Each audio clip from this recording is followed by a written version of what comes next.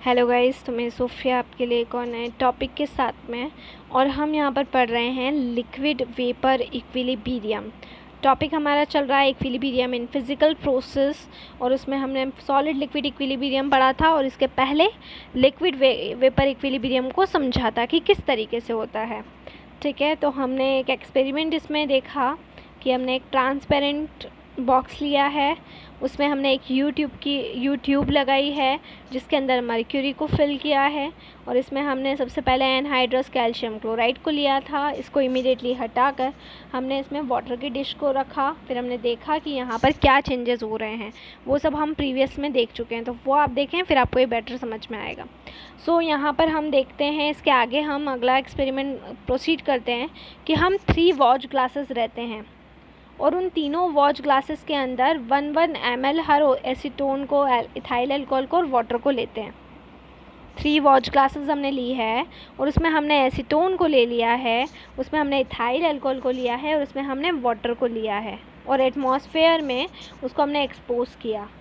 और जो एक्सपेरिमेंट अभी लास्ट में हमने प्रीवियसली पूरा पढ़ा था, वही सेम एक्सपेरिमेंट को हम रिपीट करेंगे। क्लियर? और अलग अलग वॉल्यूम के साथ में और वार्म रूम लेंगे।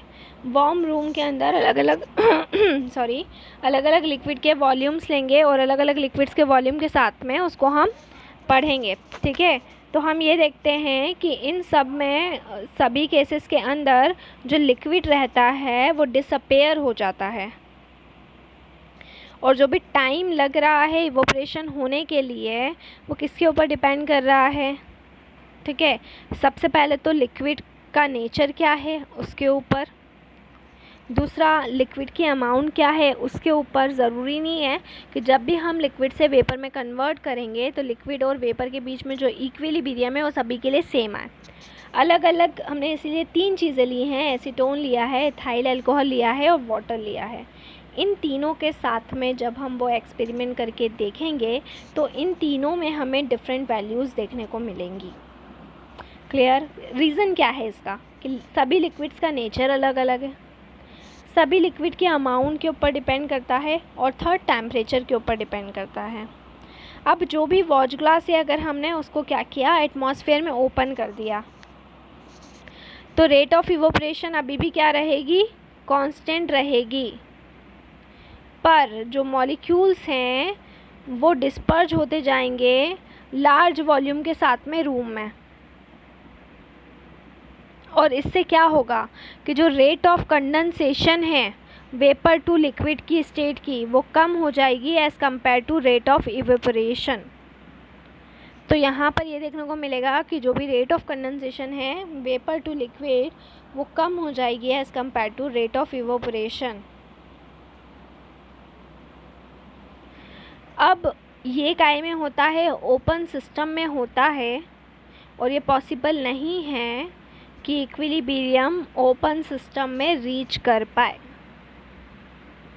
है ना, क्योंकि हमने क्या किया था, उसको ओपन कर दिया था। क्लियर? अब हमने क्या करा कि वाटर एंड वाटर वेपर जो हैं वो इक्विलिब्रियम पोजीशन पर हैं और एटमॉस्फेरिक प्रेशर है 1.013 बार, टेम्परेचर है 100 डिग्री सेल्सियस, लेकिन वेजल कैसा है, वेजल है क्लोज। तो बॉइलिंग पॉइंट ऑफ वाटर क्या होता है, 100 डिग्री सेल्सियस, कितने पर, 1.013 बार प्रेशर पर। क्लियर? बट अगर कोई और प्योर लिक्विड लेते हैं हम इसी एटमॉस्फेरिक प्रेशर पर, तो वो टेम्परेचर जिस पर लिक्विड और वेपर्स इक्विलिब्रियम पर आएंगे उसको बोला जाएगा normal boiling point of the liquid. और बॉइलिंग पॉइंट किसी भी लिक्विड का डिपेंड करेगा एटमॉस्फेरिक प्रेशर पर। ठीक है, क्लियर? इसके अलावा एल्टीट्यूड के ऊपर डिपेंड करेगा कि हाई एल्टीट्यूड है या फिर लो एल्टीट्यूड है। अगर हाई एल्टीट्यूड होगा तो बॉइलिंग पॉइंट क्या हो जाएगा, बॉइलिंग पॉइंट डिक्रीज़ हो जाएगा। लो एल्टीट्यूड होगा तो बॉइलिंग पॉइंट इंक्रीज़ हो जाएगा। ठीक है, तो ये हमारा लिक्विड वेपर इक्विलिब्रियम था जिसको हमने पढ़ा। नेक्स्ट में हम पढ़ेंगे सॉलिड वेपर इक्विलिब्रियम और ये भी काफ़ी इम्पोर्टेंट टॉपिक है। So stay home, stay safe. Thank you so much.